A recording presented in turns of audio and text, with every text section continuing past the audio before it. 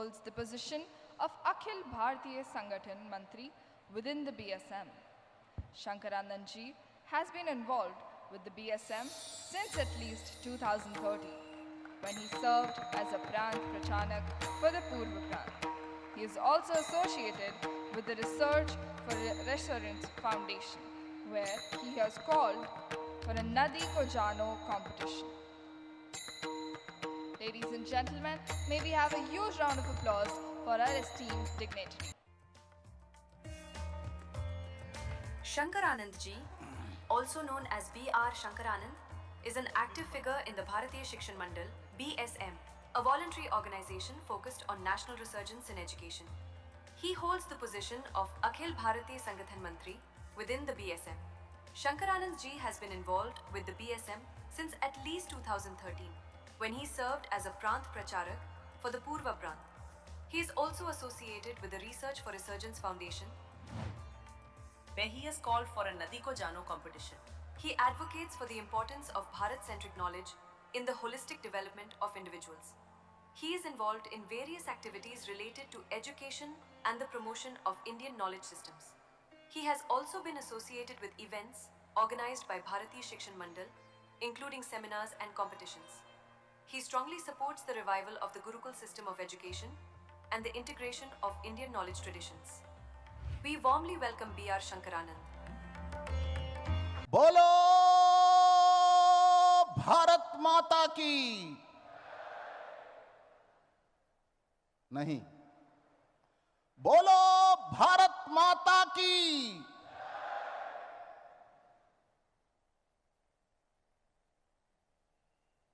हम अभी स्वाधीनता से स्वतंत्रता की ओर जाना है। हम स्वाधीन हुए लेकिन स्वतंत्र नहीं हुए। स्वाधीनता और स्वतंत्रता दोनों अलग अलग है।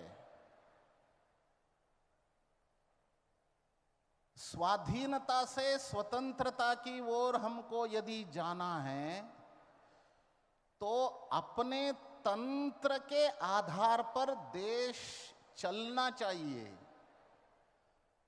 अभी तक 75 वर्ष स्वाधीन हम भले ही रहें, लेकिन अपने तंत्रों के आधार पर देश चला नहीं पाए। इसीलिए हमको स्वतंत्रता की ओर जाना है। ऐसे स्वतंत्रता की ओर जाने के लिए पॉलिसी के स्तर पर, इंफ्रास्ट्रक्चर के स्तर पर और वर्किंग कल्चर के स्तर पर हमको काम करना बहुत आवश्यक है। यहाँ बैठे हुए सारे मेरे प्रिय युवा मित्र इसके लिए काम करना है। पॉलिसी के स्तर पर, इंफ्रास्ट्रक्चर के स्तर पर और वर्किंग कल्चर के स्तर पर हमको काम करना है। आज मैं आपके सामने वर्किंग कल्चर को लेकर 2-4 विषय रख के मेरी वाणी समाप्त कर देता हूं। वर्किंग कल्चर यानी एक कार्य संस्कृति का विकास करना चाहिए, वो भी समाज कार्य में काम करते हुए एक वर्किंग कल्चर का निर्माण हमको करना है। इसीलिए समाज कार्य में वर्किंग कल्चर, कार्य संस्कृति का विकास यदि हमको करना है तो पहले हमको समझना चाहिए कि समाज कार्य क्यों करना चाहिए। समाज कार्य क्यों करना, ये यदि हमारे मन में बैठ जाता है, हमको स्वीकार होता है, तो भारत एक नई ऊंचाई तक पहुंच जाता है। ये जो हम देख रहे हैं, ये सभी प्रकृति पंच तत्व के आधार पर निर्मित हुआ है। यह शरीर भी पंच तत्व के आधार पर ही निर्माण हुआ है। यह अंश है शरीर अंश है, प्रकृति अंशी है। आप जानते ही हैं, पानी ऐसे बर्तन से हम लोटे से या ग्लास से इसको बाहर निकालते हैं तो पानी नीचे ही जाता है, ऊपर नहीं जाता, पानी नीचे जाता है। क्यों नीचे जाता है? एक एक बूंद भी अंश है और अंशी समुंदर है। प्रत्येक बूंद पानी जितने भी इस भूमि पर है वो सागर पहुंचना, यही उसका उद्देश्य है। सागर अंशी है, ये बूंद पानी अंश है, इसीलिए यह बूंद पानी अपनी यात्रा करते करते करते अंत में सागर पहुंच जाता है। सागर नीचे है, इसीलिए वो गुरुत्व के शक्ति के आधार पर नीचे जाता है, ये भी सही है, लेकिन अंशी के साथ एक रूप होना है, इसीलिए वो नीचे जाता है। सागर तक पहुंचना उसका उद्देश्य है। आग यदि हम लगाएंगे मैच बॉक्स के माध्यम से, आग जलाएंगे तो आग ऊपर जाता है, नीचे नहीं जाता। आग क्यों ऊपर जाता है? उसकी अंशी सूर्य है, जन्म स्थान सूर्य है अग्नि का, इसीलिए अग्नि यदि हम लगाएंगे तो वो सूर्य की ओर जाएगा, ऊपर ही जाएगा। ऐसे ही यह शरीर अंश है, यानी आत्मा है और परमात्मा अंशी है। आत्मा परमात्मा से मिलना ही इस मनुष्य जीवन का लक्ष्य है। ये आध्यात्मिक विश्लेषण है। व्यावहारिक विश्लेषण क्या है? ये शरीर पंच तत्व से निर्मित है और प्रकृति भी पंच तत्व से निर्मित है, इसीलिए यह शरीर प्रकृति का एक अभिन्न अंग है। इसीलिए प्रकृति के साथ एक रूप हो जाना, एक हो जाना, यही इस शरीर का लक्षण होना चाहिए, लक्ष्य होना चाहिए।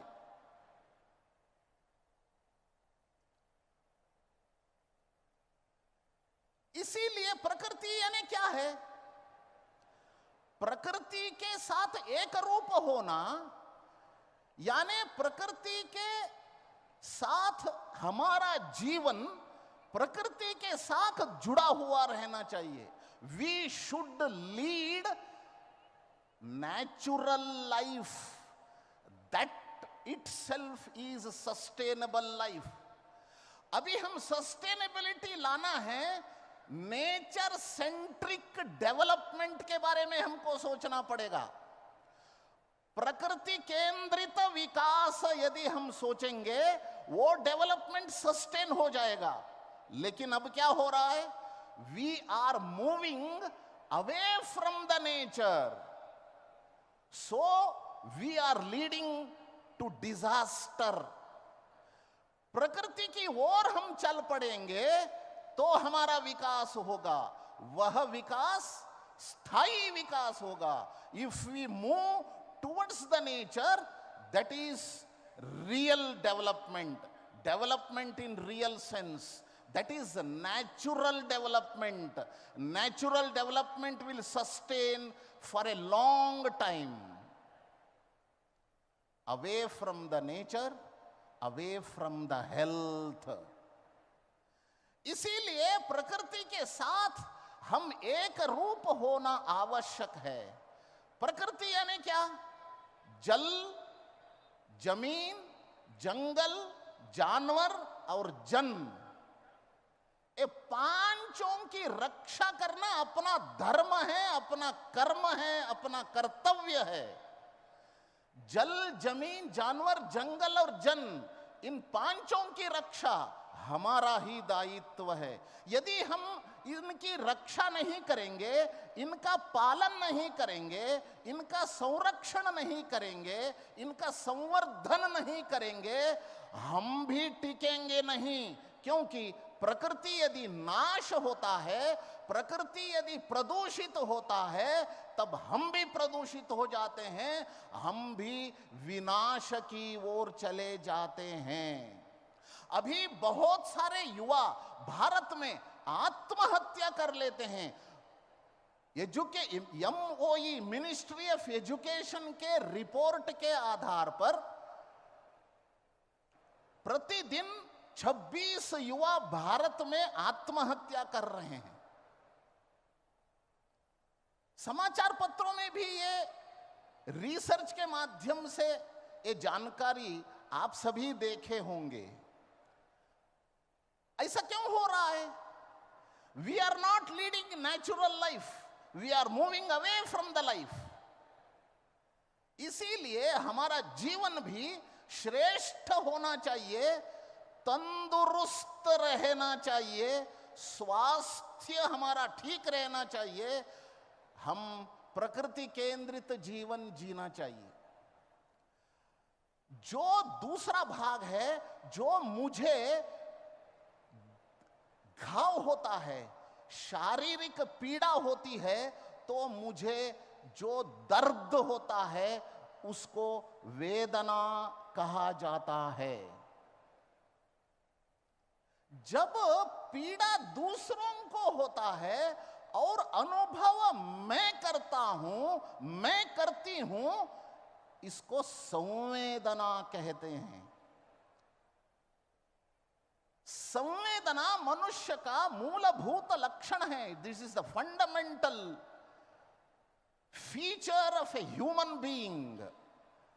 केवल मेरी पीड़ाओं का अनुभव करना ये वेदना है, दूसरों की पीड़ाओं का अनुभव मैं करना ये संवेदना है।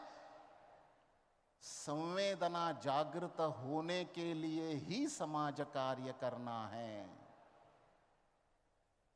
प्रकृति केंद्रित विकास को बढ़ावा देने के लिए ही समाज का कार्य करना है।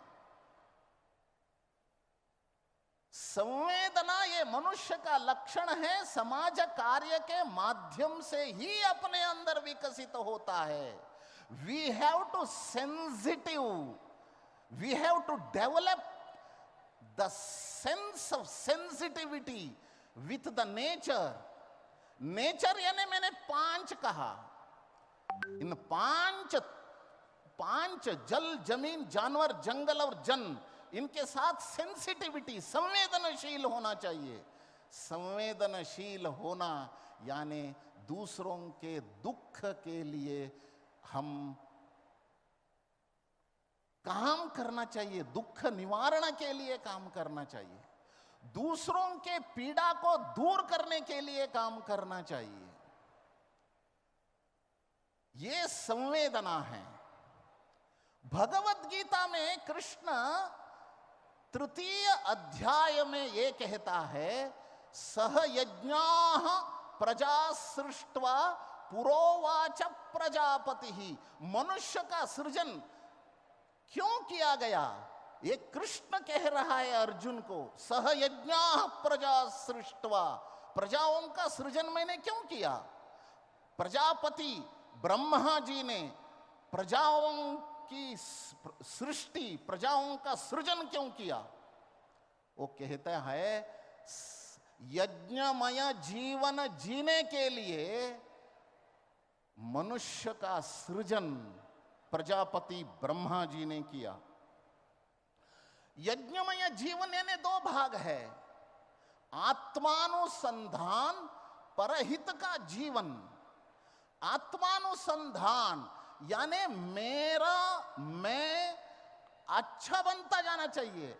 व्यक्तिगत जीवन का शुद्धिकरण ये आत्मानुसंधान है। मैं अच्छे बनना चाहिए, अच्छे बनते जाना चाहिए और अच्छे बनते हुए दूसरों के हित के लिए जीना चाहिए। यही मनुष्य जीवन का लक्ष्य है। विवेकानंद जी ने मैसूरू महाराजा को लिखा हुआ पत्र में उन्होंने एक वाक्य लिखा था, they only live who live for others, rest all are dead than alive. जो दूसरों के हित में जीते नहीं हैं, ऐसे सभी चलता फिरता घूमता फिरता लाश है। ये विवेकानंद जी का वाणी है। 3 दिन कन्याकुमारी में समुद्र के मध्य के पत्थर शिला के ऊपर खड़े होकर 3 दिन उन्होंने भारत के बारे में सोचा। 2 प्रश्न उनके मन में आए थे। पूरे देश को अन्न देने वाला यह भारत भिखारी क्यों बन गया? भिक्षा पात्र पकड़ के दुनिया भर में भीख मांगने की स्थिति भारत को क्यों आई? अन्न देने वाला भारत भिखारी क्यों बन गया? It is 1893। दूसरा प्रश्न उनके मन में आया था, पूरे विश्व को ज्ञान देने वाला भारत आज अंग्रेजों का अनुकरण करते हुए अंग्रेजों का ही सब कुछ श्रेष्ठ है, जो कुछ भी भारत का है वो तुच्छ है, ऐसा सोचते हुए अंग्रेजों का अनुकरण करते हुए गुलाम क्यों बना? ये 2 प्रश्न उनके नींद उड़ाए गए थे। वो नींद नहीं कर पा रहे थे, बेचैन हो गए थे।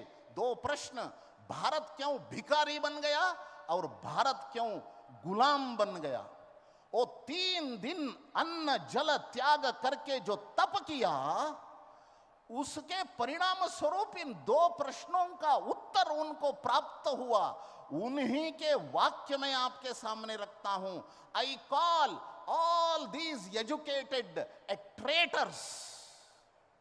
मैं इन सारे पढ़े लिखे लोगों को द्रोही कहता हूं, जब तक until and unless they devote their time to uplift the downtrodden and poor on whose cost they have been educated। जब तक ये पढ़े लिखे लोग गरीब और दबे हुए लोगों के हित में काम नहीं करते हुए उनको ऊंचाई तक नहीं पहुंचाते, जिसके कारण वो पढ़े लिखे बने हैं, उनको तब तक मैं इनको द्रोही ऐसे समझता हूं। इन सारे विचारों को ध्यान में रखते हुए हम समाज कार्य करने में प्रेरित हो जाए और समाज कार्य करते हुए हमारा जीवन को श्रेष्ठ बना लेना चाहिए, ताकि भारत बचे। भारत का कल्याण होता है, उसी के कारण विश्व कल्याण होता है। भारत का कल्याण नहीं होता तो विश्व विनाश हो जाएगा। विश्व को बचाने के लिए भारत का कल्याण आवश्यक है। भारत का कल्याण होने के लिए समाज का कार्य करना ये बहुत आवश्यक है। इतना ही निवेदन आपके सामने करते हुए मेरी वाणी को विराम देता हूं। सभी को कोटि कोटि प्रणाम।